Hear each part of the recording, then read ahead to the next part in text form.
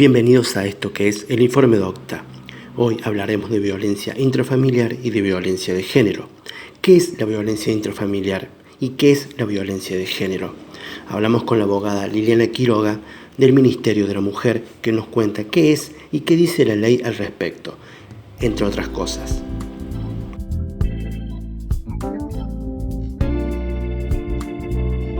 Hay una definición en el artículo 3 de la ley 9283, que es la ley provincial de violencia familiar, que se sanciona en el año 2006. Este artículo sufrió una modificación en el año 2016, cuando por la ley 10.400 la provincia de Córdoba se adhiere a la Ley Nacional de Violencia de Género, que es la 26.485.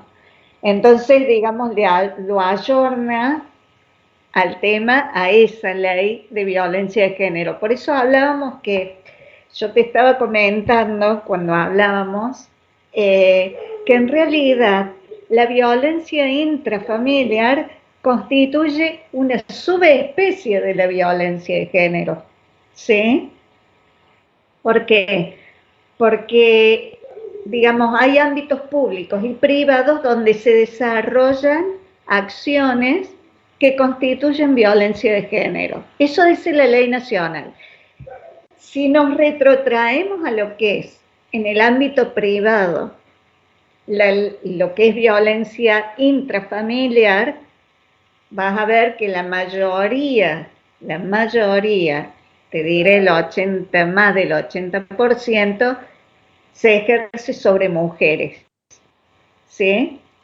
Si bien la ley 9283 es un poco más amplia en cuanto a la violencia intrafamiliar, y en su momento hablábamos de que los sujetos, digamos, que podían ser personas atravesadas como víctimas de violencia intrafamiliar, podían ser los grupos más vulnerables, que eran mujeres, adultos mayores, personas con capacidades diferentes, niños, niñas y adolescentes.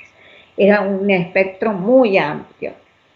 Cuando se sanciona en el año 2010 la ley de violencia de género, la 26.485, y después la 9283 se va a ayornar esa ley, digamos, se circunscribe un poco, digamos, a lo que naturalmente la violencia de género ha sido, y ha sido en el ámbito privado y en el ámbito intrafamiliar.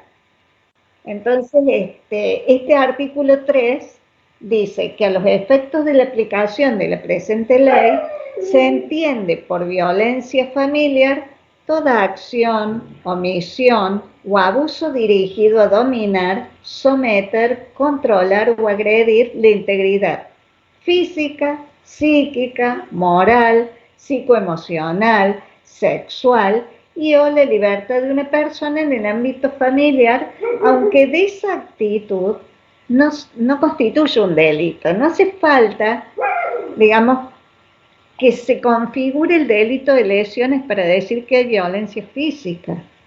El solo hecho de que te tiren el pelo o te empujen es violencia física y no es un delito del Código Penal. Vale decir que es un amplio espectro. Entonces, la verdad que fue, digamos, una lucha de los movimientos de mujeres poder lograr, digamos, la adhesión a la ley nacional que se venía pidiendo a gritos desde el 2010. Y fueron 10 años después de sancionada la ley de violencia familiar en Córdoba.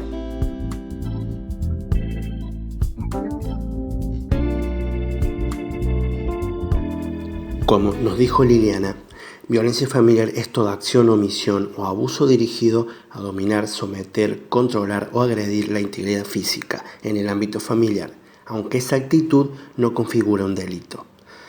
Ahora bien, ¿qué ha pasado con el número de casos de violencia en Córdoba desde que se decretó la cuarentena obligatoria en nuestro país? Nosotros en digamos, lo que se ha visto y lo que se ha visto a nivel, digamos, nacional, pero particularmente en Córdoba es un incremento importantísimo de la cantidad de denuncias, ¿sí?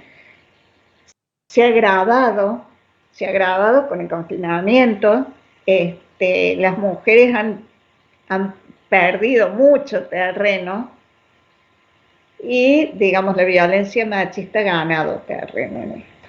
Entonces, los hechos son sumamente truculentos, demoran por ahí en poderse denunciar o tienen que denunciar cuando, por ejemplo, el agresor sale a hacer una compra o se va al baño, ellas se esconden.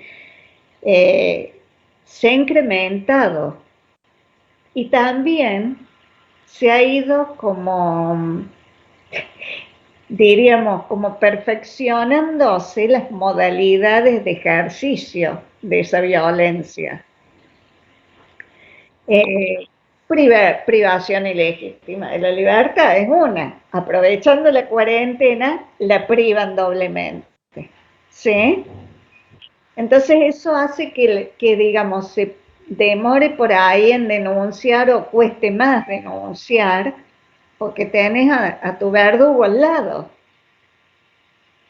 Se han incrementado, pero además las formas, ¿sí?, del ejercicio de la violencia. Son mucho más, te diré, más truculentos, si se quiere.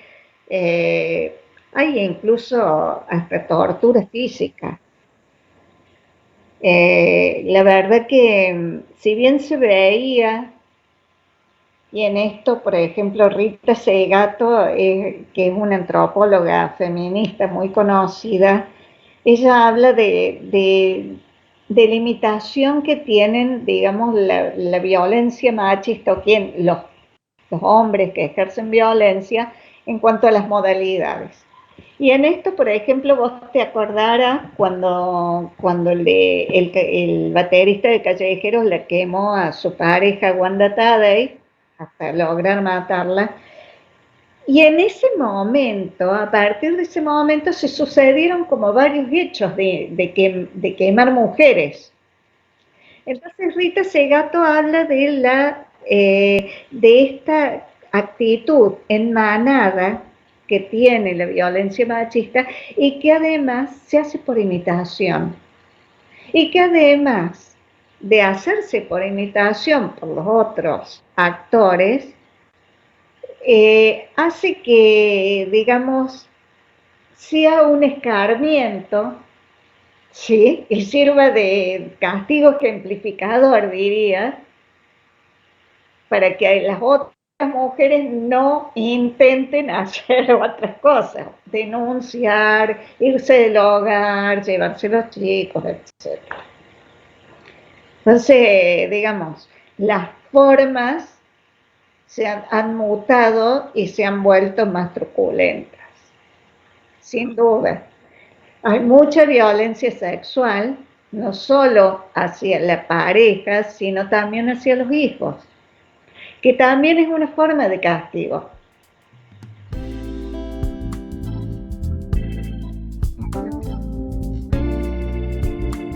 Como vemos, los casos de violencia han aumentado exponencialmente en nuestra ciudad. ¿Qué se está haciendo desde el Ministerio ante esta situación?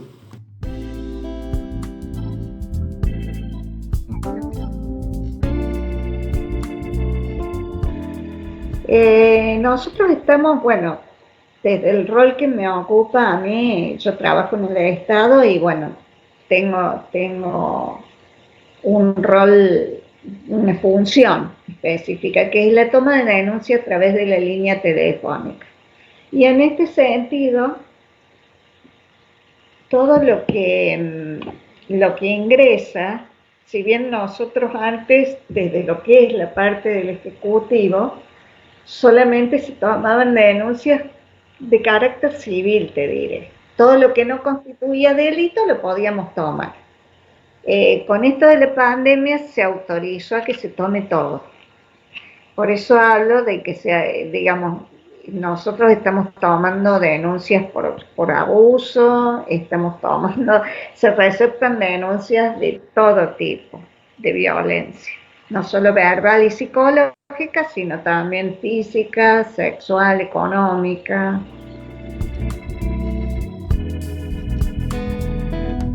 ¿Qué se hace desde el Ministerio de la Mujer o qué acciones toman ante estos casos? A partir porque la denuncia dispara un dispositivo, que es el judicial, pero además dispara otro dispositivo, que es el ejecutivo, el encargado, digamos, de hacer un poco de soporte, poder resguardar en algunos casos a las personas y brindarles otro tipo de servicios, ¿sí?, que hacen al resguardo psicofísico de las personas.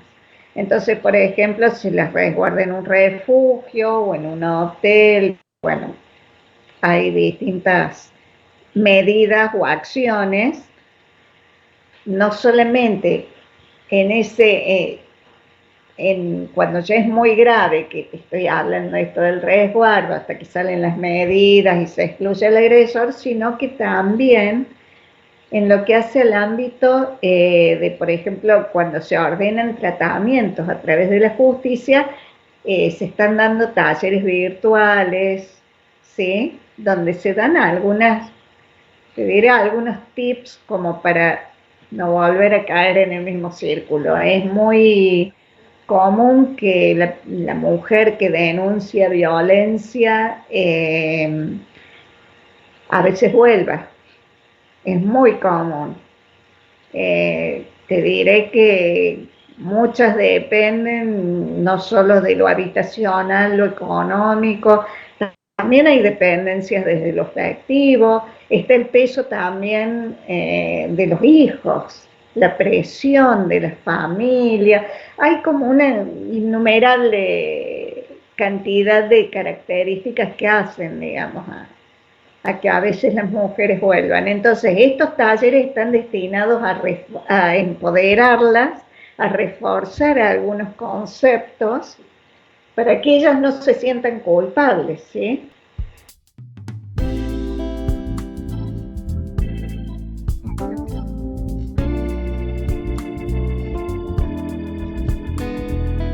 Ante esta gran preocupación que la violencia no cesa, pero a su vez tenemos muchas personas ocupándose y tomando conciencia. ¿Qué podemos agregar sobre esto?